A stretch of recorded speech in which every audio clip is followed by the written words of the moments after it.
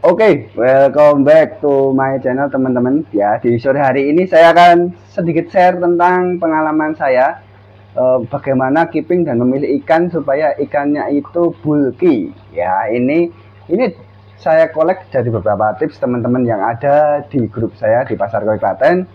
Terus juga ada tips-tips yang lain yang saya terapkan untuk menjadikan ikan di kita itu bisa bulky. Jadi teman-teman simak terus videonya. Ini ada, kalau nggak salah ada tipsnya itu saya catat itu ada 6 tips untuk menjadikan koi kita itu bulky. Jadi apa saja, langsung kita lanjut.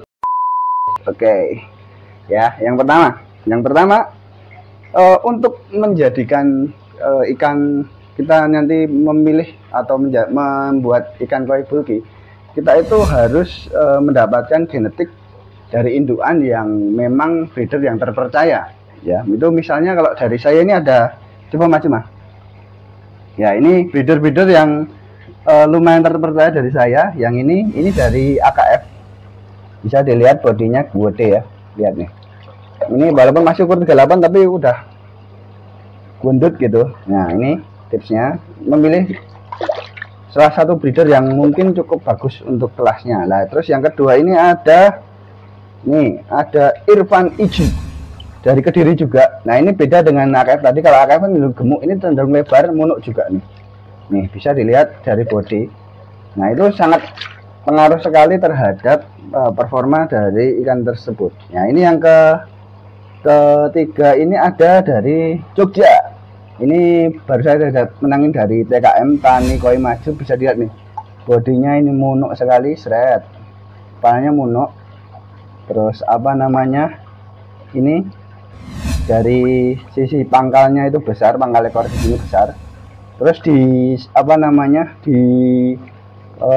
bagian bahu ini besar juga, jadi munuk. Ini calon jumbo mungkin kayak yang saya shoot di video sebelumnya itu, kalau nggak salah sudah mencapai indukannya ini 75 dan 78. Nah, ini gede juga dari TKM, itu bagus-bagus ikannya. Ini nanti kita akan keep juga, semoga bisa gede. Nah, ini breeder yang cukup terkenal di dunia koi. Nah, ini breeder yang tidak terkenal tapi nggak tahu siapa. Ini beli dulu 50.000 loh. Bisa dilihat nih bodinya teman-teman. Tuh, bodinya lihat. Kusnul, kalau kusnul saya dulu punya, tapi yo udah tak jual, udah laku, jadi cari beli yang lain nih. Contohnya ikannya, gede toh. Nah, ini terus ini juga ada sangkai dari Pak Tono dulu. Ini kalau saya lihat dulu cuma di sini ini mulutnya papak. Ya udah, kalau mulutnya papak gini udah lurus gini, seret. Bodinya besar, pangkalnya, terus ini mereng warnanya juga lumayan, munuknya juga dapat. Ini dulu cuma harganya sekitar 100.000 kalau nggak salah dulu beli, tapi sekarang yo nggak segitulah, udah takut sekitar ini 6 bulan. Ini baru 2 bulan, ini baru 2 minggu, ini sekitar 6 bulan 7 bulan, udah lumayan gede. Jadi indukan itu sangat penting karena ya, breedernya itu saya ada yang di sini tuh, kalau nggak salah sironya nggak tahu yang mana. Nggak kelihatan karena saya lagi full aerasi. Nah, itu saya beli itu dulu 14 cm, sekarang masih 16. Padahal saya juga tahu itu indukannya cuma 40 cm, tapi ya nggak apa-apa, beli juga gitu. Saya beli, ternyata memang genetik itu sangat berpengaruh terhadap koi itu sendiri. Ya, pertama harus cari breeder yang benar-benar teman-teman tahu. Kalau asal ya ini beberapa ya ada yang dari yang terkenal dan enggak, ya oke lah, nggak masalah gitu.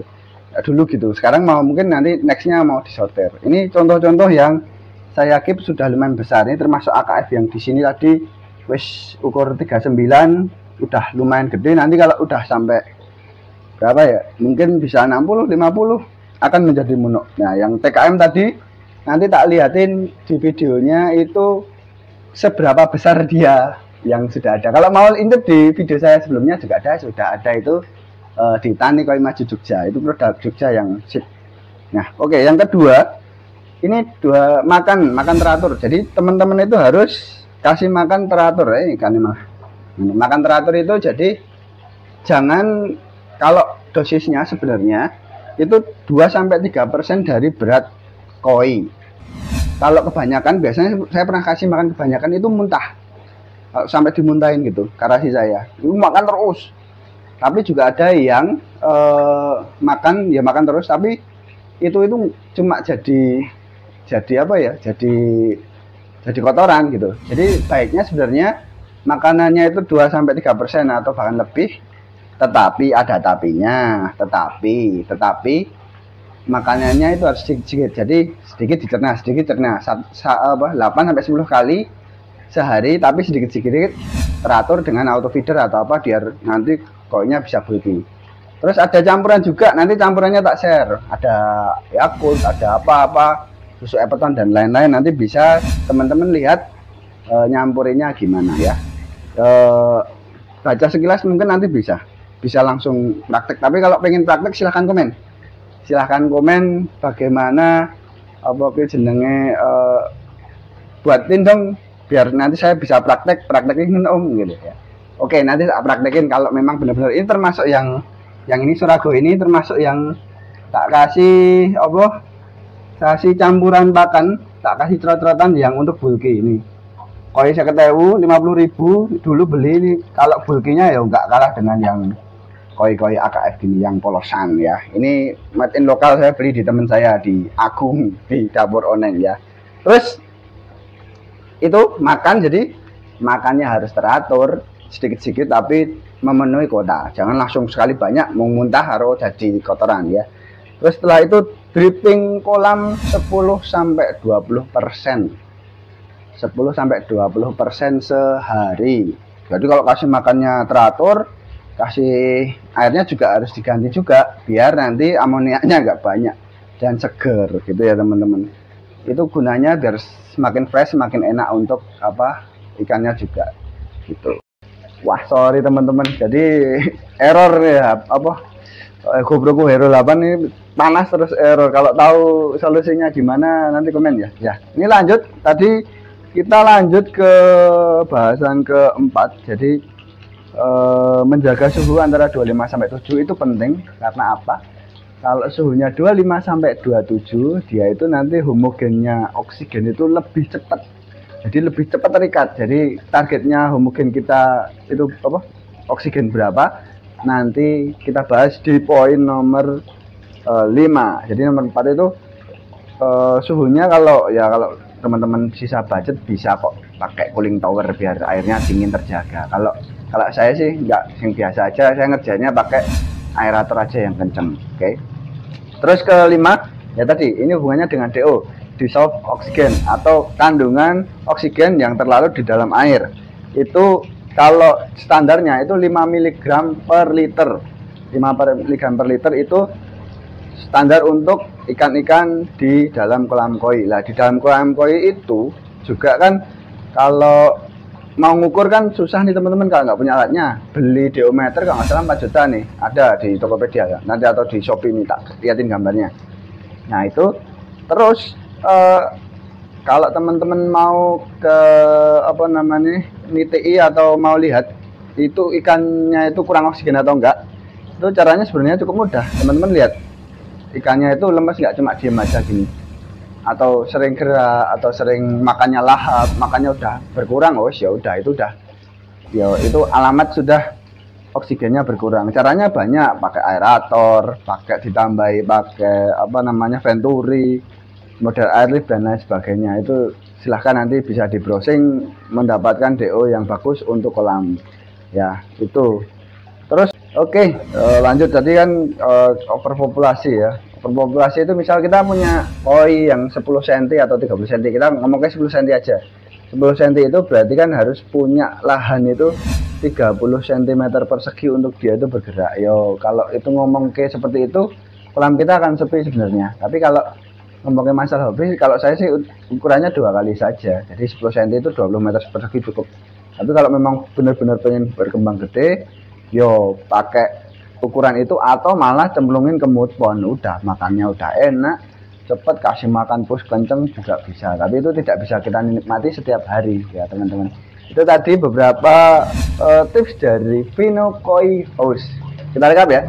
Yang pertama, cari genetik atau breeder yang sangat terpercaya dari teman-teman. Kalau saya ngomongin kemarin yang udah lihat sendiri itu TKM punya Om Ragil, cakep banget ikan-ikannya, gede-gede, munuk-munuk, gede-gede. Kalau dilihat kecil itu walaupun masih kecil itu dipegang gitu bisa kelihatan di bahu pangkal, di bahunya itu udah kelihatan besar, terus apa garisnya pangkalnya si ekornya gede, diiringin dari kepala itu munuk, itu kelihatan ikan yang super kalau itu yang dari Jogja.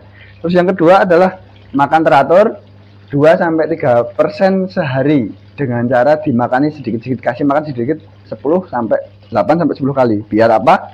Kalau walaupun 2% 3% kasih makan sekali, cek udah makan ada yang dimuntahkan atau malah kotorannya keluar sendiri-sendiri. Terus ketiga dripping itu menjaga kesehatan di kolam supaya ikan juga sehat, airnya juga ganti dikit-dikit, amoniaknya dikit, ikan juga cenderung sehat. Terus yang keempat itu menjaga suhu kolam, itu berkaitan dengan yang kelima, yaitu menjaga dissolved oksigen atau kandungan oksigen yang ada di dalam air itu 5 mg per liter air ya. Itu bisa dengan cara banyak, ada yang pakai aerator atau cooling tower atau yang lain-lain yang tadi saya sebutkan. Terus kalau hidup terus kayak ini ya, kayak ini dulu aerator hidup terus kan otomatis kompensasinya adalah energi ya. Kompensasi energinya itu yang nanti akan membuat ikan sehat. Kalau ikannya yang kurang oksigen seperti apa sudah saya sebutkan ya. Terus yang keenam, populasinya diatur satu koi ya 3 kali atau 2 kali lah dari luasan. Maksudnya dari luasan dia, ukuran dia itu 2-3 kali. Itu teman-teman tips dari saya. Semoga bermanfaat. Saya sudah praktek, ada yang ikan 50.000 dulu kecil badannya, kepalanya cuma kecil ya. Pemula ya nggak tahu, itu cuma ngacak yang tadi yang Surago itu, tak beli, tak kasih makan sehari, makannya itu lah ngeri pokoknya makannya. Nah itu bisa makannya paling kenceng dia dulu. Nah itu ikan 50 ribuan tapi hasilnya keren, termasuk yang cukup besar di antara koi-koi yang lain. Nah itu tips dari saya. Semoga bermanfaat untuk teman-teman. Jangan lupa untuk subscribe, like, dan komen ya. Oke, terima kasih. Terus.